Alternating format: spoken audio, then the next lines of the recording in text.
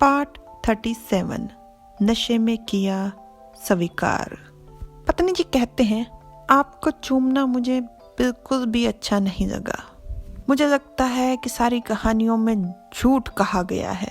पत्नी जी बिल्कुल नहीं, पर राजकुमार घबरा रहे थे और वो पूछते हैं, क्या आपको पता है कि आप क्या कर रहे हो? राजकुमार के पसीने छूट रहे थे, उनकी सांसें तेज थी और पत्नी जी कहते, बिल्कुल मुझे पता है कि मैं क्या कर रहा हूँ। मैं कुछ बहुत जरूरी आजमा रहा हूँ। तो राजकुमार पूछते हैं, क्या? तो पत्नी जी कहते हैं, देखिए मेरा चेहरा देखिए, क्या आपको चूमने के बाद मेरा चेहरा लाल हुआ है और मेरे दिल की धड़कन भी नहीं बढ़ी और मुझे आपको दोबारा चूमने का मन भी नहीं कर रहा। इसका मतलब साफ है कि जो कुछ भी पहले मैं महसूस कर रहा था वो सब नाटक के कारण था। मुझे आपसे प्यार बिल्कुल नहीं हुआ।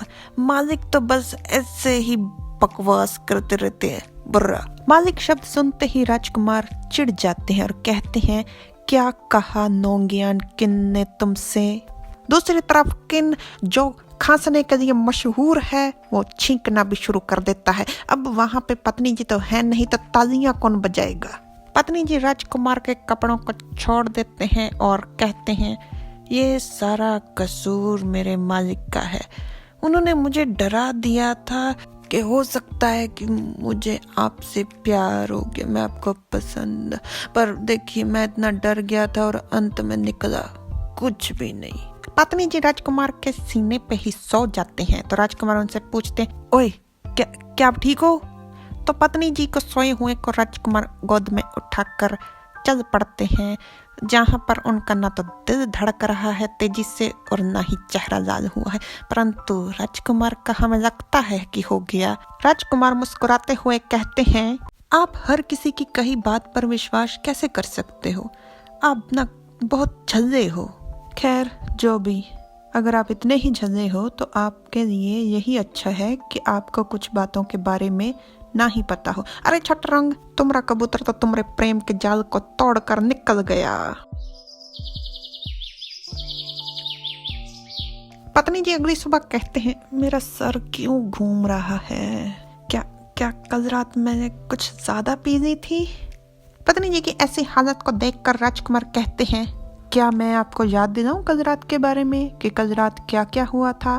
तो पत्नी जी याद करने लग जाती हैं कल रात, और उनके सामने आते हैं कुछ दृश्य। राजकुमार एकदम से पत्नी जी के पास आकर, मेरा मतलब बहुत पास आकर कहते हैं, क्या प्रिय पत्नी आप मुझे समझाएंगे कि कल रात आपने जो कुछ किया? तो एकदम से पत्नी जी राजकुमार को धकेलते हुए कहते हैं, इसमें समझाने वाली कोई बात नहीं है। हम दोनों लड़के हैं और एक छोटी सी किस से किसी का कुछ भी नुकसान नहीं होता और इसमें कुछ भी गलत नहीं है। और सबसे बड़ी बात, मैं कल रात बहुत ज्यादा नशे में था। मैंने जो कुछ भी किया उसमें मेरा नहीं बल्कि शराब का कसूर है। पत्नी जी ने यह सब कुछ बिना सिर पैर के बेतुके आत्मविश्वास के साथ कहा।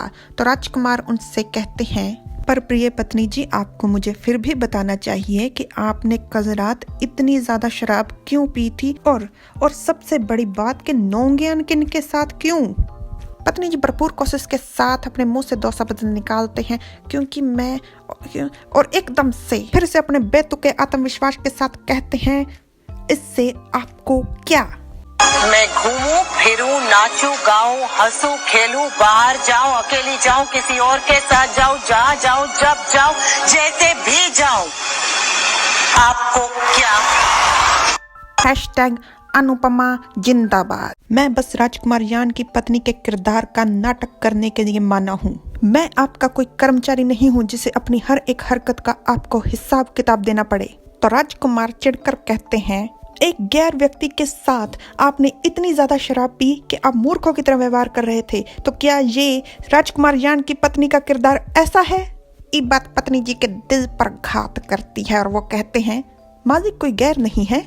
तो राजकुमार थोड़े शांत होकर कहते हैं, मेरे अलावा आपके लिए बाकी सब लोग गैर ही हैं। तो पत्नी जी कहते हैं, मैं नहीं मानता, हम दोनों सच में पति भी नहीं है। मेरे लिए अगर कोई सच में गैर है तो वो आप हो। राजकुमारी बात सुनकर एकदम कहते हैं, आपने क्या कहा? घबराया हुआ खिलाड़ी जो कि आजकल बिल्कुल भी नहीं घबराता, वो कपड़े पहनते हुए कहता है, जो कुछ भी, आज मेरे पास बिल्कुल समय नहीं है आपसे बहस करने का। आज माउंट क्रेन विद्यालय की प्रवेश परीक्षा है, मुझे जाना है। राजकुमार पीछे से आवाज लगाते हैं। अब ऐसे राजकुमार आपको किसी ने सिखाया नहीं, ऐसे किसी को पीछे से टोकते नहीं, अब शगुन होता है। और फिर वो परीक्षा वाले दिन टोक दिया। कियांग शूशेंग, मैं आपसे फिर से पूछ रहा हूँ, क्या आपको मुझसे कुछ नहीं पूछना, कुछ नहीं जानना? तो पत्नी जी घूमते हैं और पूछते हैं।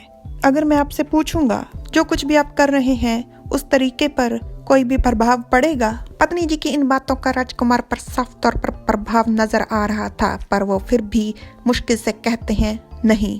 पत्नी जी चल पड़ते हैं और कहते हैं, अगर ऐसी बात है तो मुझे कुछ नहीं पूछना।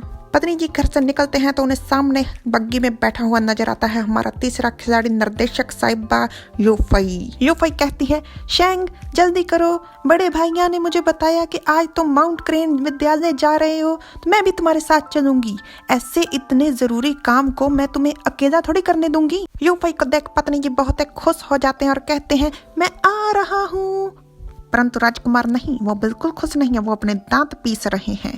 दांत पीसने के अलावा, यानी कि गुस्से के अलावा, उनके चेहरे पर थोड़े उदासी भरे भाव भी नजर आ रहे हैं। बेचारा राजकुमार, कैसा जीवन है उनका भी। आपके क्या विचार हैं इस बारे में? ओह हेलो, कहाँ खो गए? आपसे पूछ रहे हैं। अच्छा मेरे, मुझे लगा दर्शकों से पूछ रहे हैं कमेंट में बताने के लिए। मेरे विचार, पत्नी जी की ड्रेस आज कितनी प्यारी है, कितनी खूबसूरत है। बस बस बहुत हो गया, हमको नहीं जानने आपके विचार। वैसे भी लड़कियों को कपड़ों के अलावा कुछ सोचता ही नहीं। Like, subscribe, comment. Thanks for watching. Bye bye.